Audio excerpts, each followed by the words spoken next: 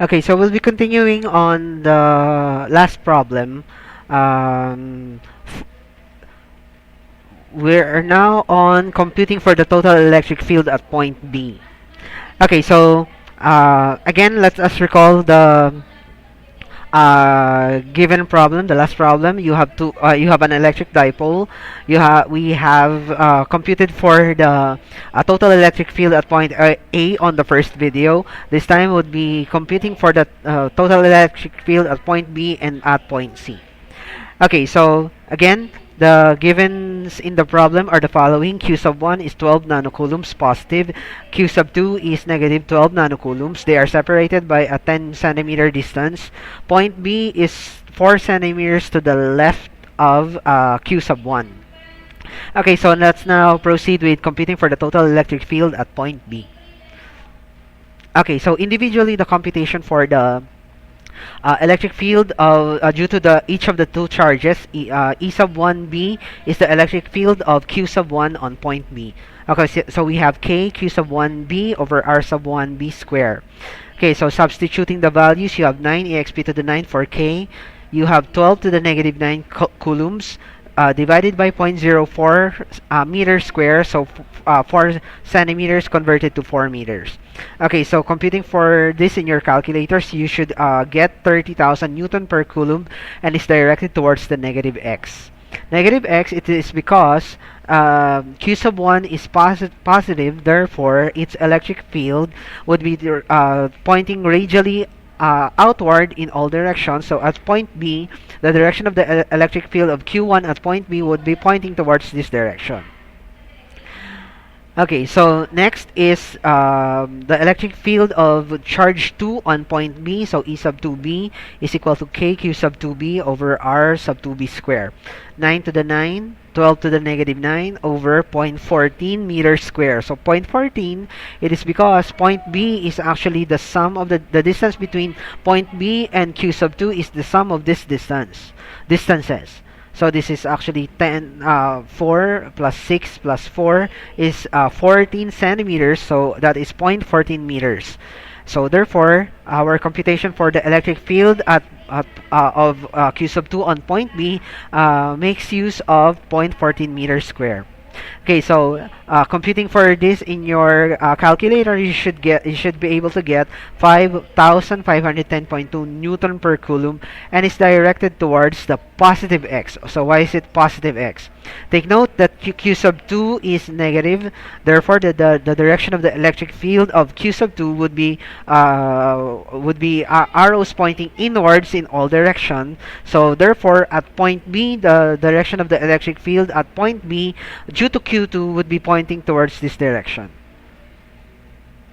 Okay, since the direction of the electric field due to Q1 would be towards this direction, and Q1 is closer to point B than the electric field of Q2 on point B, so it's most likely that the total electric field at point B would be the difference between the stronger electric field of Q1 minus the lesser electric field of Q2, which would likely to produce total electric field at point B towards the greater influence of Q1 on point B. So in a general sense, the total electric field would be pointing towards this direction.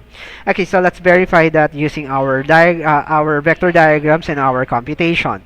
Okay, so since the electric field of 1 at point B is 30,000 Newton per Coulomb, and the electric field at point B due to Q2 is 5,510.2. So 30,000 is pointing towards the negative x, so that is why it is negative. It appears as negative here. 5,510.2 is pointing towards the positive x. That is why it appears here as in its positive sense. Okay, so negative 30 plus 5,510.2 gives you negative 24 for 489.8 Newton per Coulomb, and is of course negative, that is pointing towards the negative x. Okay, so let's verify that using our vector diagrams.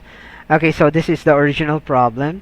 So you have 30,000 as 30,000 kilonewtons, and you have 5,510 as 5.51 kilonewtons. If we're going to draw the vectors individually or from the origin, we will have this diagram. Okay, so as we can see, the blue vector is the 30 kilonewton per coulomb. So that is, or the 30,000 newton per coulomb, and is pointing towards the left direction, the blue arrow. The green arrow or the green vector is the 5,510 newton per coulomb, or 5.51 kilonewtons, and is pointing towards the right direction. Okay, so getting the difference between the two, since the two are pointing in opposite direction, the total or combined electric field would be towards the direction of the greater value, the blue vector. No? So we have now the red vector pointing towards the direction of the blue vector, and is the resultant vector or the combined value of the two, which has the value 24.49, or 24,490 newton per coulomb, just like what we have presented, or we have computed here. Okay, so last of the in the example is the total electric field at point C. Now, the difference between point A, point B with point C is, of course, point A and point B is located along the line that connects Q1 and Q2. Now, point C is, of course, is outside of that line. But what is good at the location of point C is that point C is actually at a location above Q1 and Q2, which is of equal distance from both of the two charges. So they are both 13 centimeters from Q1. C is 13 centimeters from Q1. C is also 13 centimeters from Q2, forming this isosceles triangle. Of course, an isosceles triangle is a triangle which has two equal sides and one different side which is of a different length. Okay, so let us try to compute now for the magnitude of the individual charges Q1 and Q2, the electric field of Q1 and Q2 on point C. Okay, so I have labeled the steps in order to get the total electric field at point C. I have broken down the steps accordingly and is labeled accordingly as one I or I or II, then I, then the last step would be I4. Okay, so, or IV. Okay, so first step in computing the total electric field is to compute first individually the magnitude of each of the electric field of Q1 and Q2 on point C. Okay, so compute for the magnitude of the electric field of the two charges at point C. So we have E sub 1 C, which is the electric field of Q1 on C. Note that E sub 1 C is equal to the electric field, or E sub 2 C, or the electric field of Q sub 2 on point C, since the idea is that the two charges have the same value, and the two charges are of the same distance from point C. So therefore, if we're going to break down the isosceles triangle into a figure with into a half figure, the left side and the right side are of mirror images or symmetrical. So it is important to take note that the figure is symmetrical because it actually reduces the complexity of computing for the total electric field. Okay, so E sub 1 C is equal to E sub 2 C is equal to K Q sub 1 over R. So computing for that, we have 9 exp to the 9 times 12 to the negative 9 over 0.13. You should be able to compute this as 6,390.5 Newton per coulomb.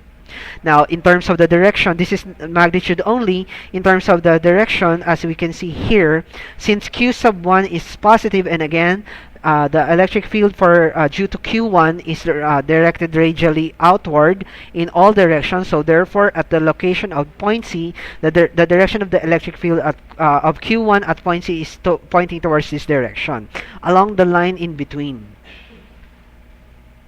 Now, for Q sub 2 is negative, so therefore the direction of the electric field at the location of Q at point C is towards its direction, towards this direction. Since this is negative, the direction of the electric field is radially inward in all directions. So at point C, the direction of the electric field due to Q2 would be pointing towards this direction. Now, of course, the idea is that this is symmetrical. Therefore, the length of this arrow and the length of this arrow should be the same.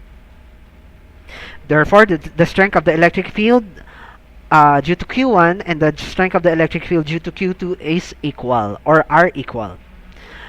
Okay, so we are now done with computing for the individual magnitudes. Let us now compute for the total electric field. But in order to do that, we need to combine these two vectorially. Since the idea is that electric fields are vectors, we need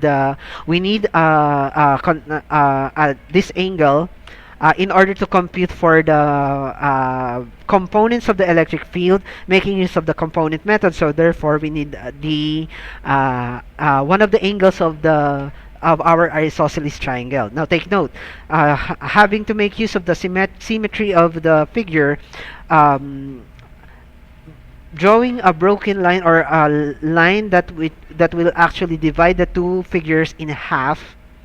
Um, and making use of the resulting right triangle. So therefore, we make use of one of the triangles. Perhaps we could use this one. Now, of course, this is 13 centimeters as the hypotenuse of the right triangle. Originally, this isosceles triangle, it has the base 10 centimeters. So therefore, half of that would give you 5 centimeters. So therefore, this is originally 10. So computing for the angle would give us 5 centimeters divided by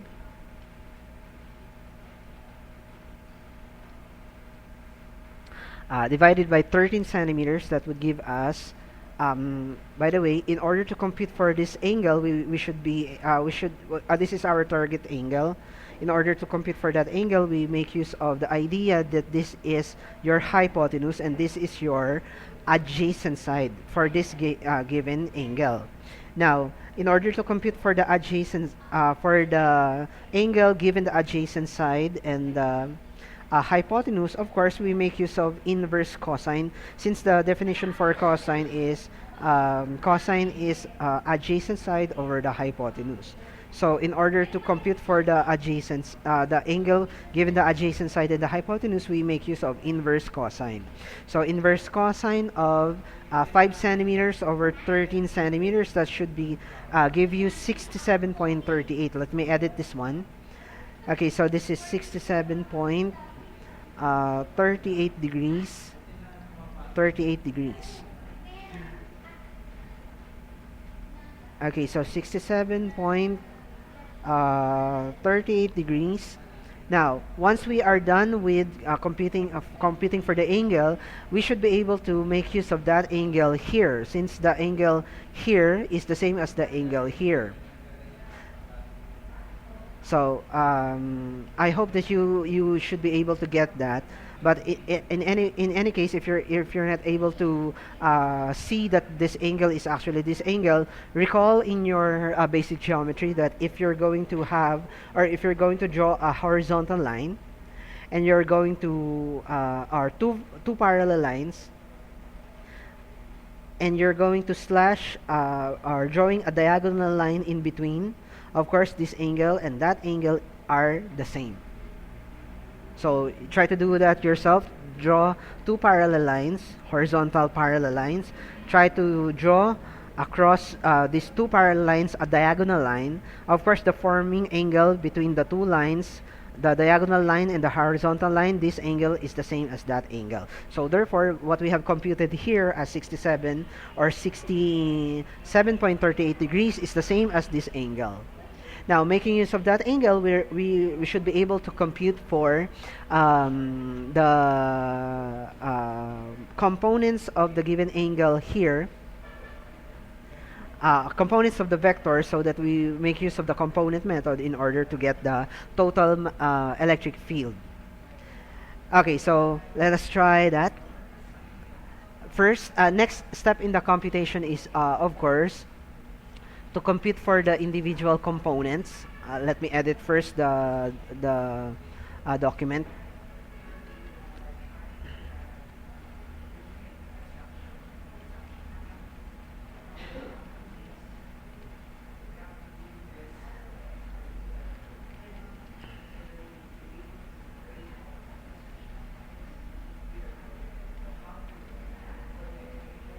Okay, so what I'm doing is actually I'm editing the computation, but what as you can see already is that it is presented here that individually the components of each of the two electric field were computed. Okay, so try to verify this in your own calculators. um, this the first one is E sub 1 Cx. This is the component of the electric field due to Q1 uh, at point C, and what is computed here is the X component. So that is 6390.5 cosine of 67.38. This is equal to 2000 to 457.89. You should be able to verify this using your own computations in your own calculators. Okay, so question: why is it that we make use of cosine to compute for the component of the individual electric field in X? So why is it that we make use of cosine? Now take note.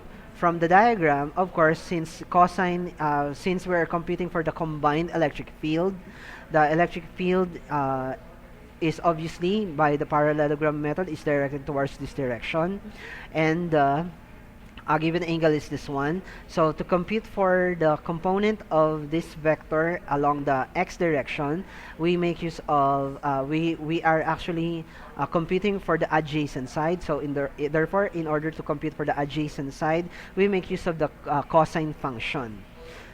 Okay, so that is why we have here as cosine 67.38 multiplied by the magnitude of the strength of the electric field. So we have that as 2457.89 Newton per Coulomb. Okay, so continuing, if you're going to compute instead of the x component, now we are going to compute for the y component. So that is actually 6390.5 sine of 67.38. That is actually equal to 5898.92 Newton per Coulomb. Okay, so now take note.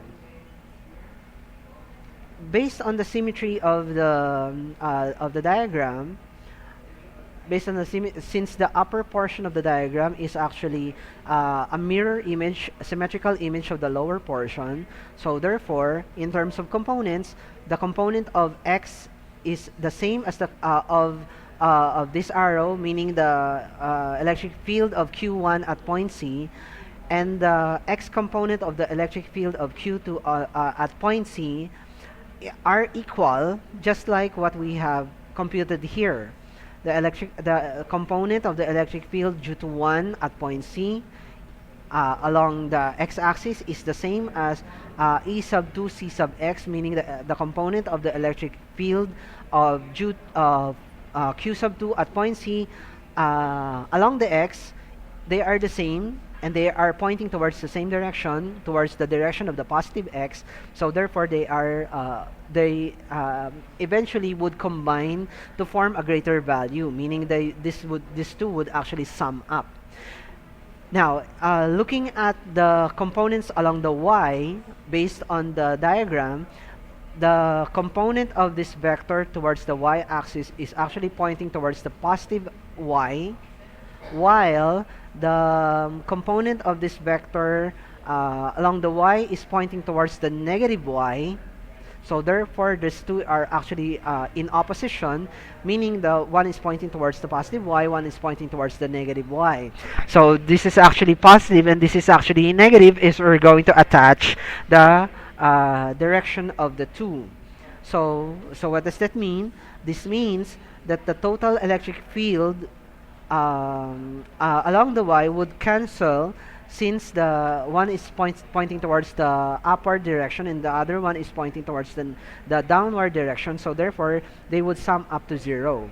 So what does that mean? It means that the total electric field would simply come from the sum of the values of the components of the electric field along the axis. So since they are actually the same, so simply the sum it would simply twice the individual value. So therefore, twice the value of 2000, 2 times 2457.89, that should give you 4915.78, and this would serve as the total electric field at point C. Now take note, as a final note, no need to compute for the sum of the components in Y, since although we have computed for those components along the Y, but actually no, we do not need actually that step anymore, since the idea, if we're going to analyze the from your analysis, actually you should be able to see that the components would actually cancel each other. So therefore, uh, no need to compute for Y, since they should be able to cancel each other due to the symmetry of the diagram. Now let us try to see the diagram, but let me first edit this one.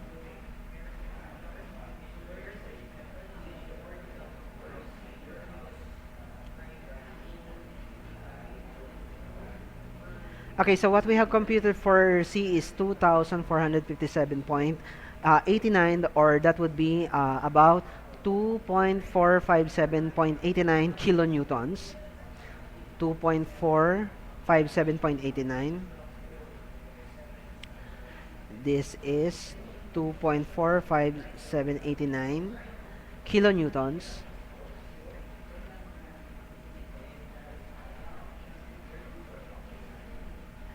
And the angle is, instead of 78.91, this is actually the angle we have computed is 67.38 degrees.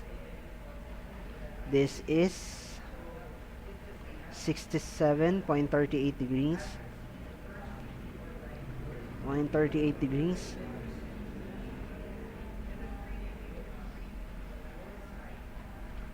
Now in terms of the direction, of course the direction is the direction is for the electric field due to Q1 at point C is actually directed towards, given this angle, is actually north of east in the first quadrant. Of course, by symmetry, this angle is the same as this angle. So therefore, this angle is pointed towards south of east in the fourth quadrant.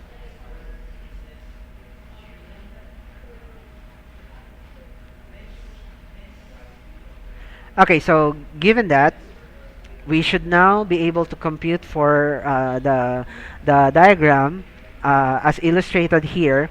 So okay, so let's try to draw the vectors from the origin. Okay, so as you can see here, you have the almost similar form of the given vectors, just like what we saw here in our original diagram in this problem. Okay, so combining them to form this red vector, which is the resultant vector or the combined vectors. If we're going to see the individual components, of course, so what you can see here is the component of each in X and in Y. Of course, this component of the blue vector cancels the component of the green vector in the lower direction. So these two would actually cancel each other. This combined vector, the red vector, would come from simply from the sum of the individual vectors of the blue vector and the green vector in X.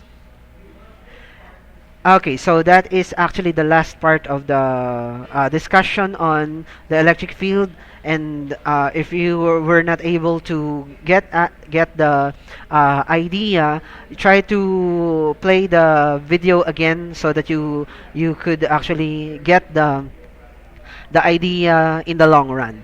Okay, so the following exercises are actually examples that I have presented to you on the topic on Coulomb's law.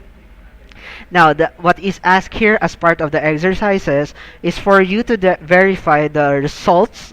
There are already results. these are presented as examples in the previous discussion on Coulomb's law, but this time you will be verifying the results. So for example, in problem number 1, the answer is already 0.01875 newtons. What you're going to do is to verify this value, but making use not of Coulomb's law, but making use of the electric field approach. So what does that mean? You will be assigning Q1 as your source charge, and you will be assigning Q2 as your second charge, or your test charge. What you're going to do is to compute for the total, the magnitude of the electric force using this form of the formula. Using this form, having Q sub 0 or Q sub the test charge as Q sub 2.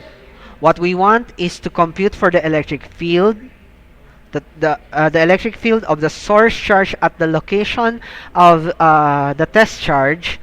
And if you're going to cross multiply this two, meaning once you have computed for the electric field, if you're going to multiply that with Q sub O, you should be able to get the amount of force to be experienced by Q sub O.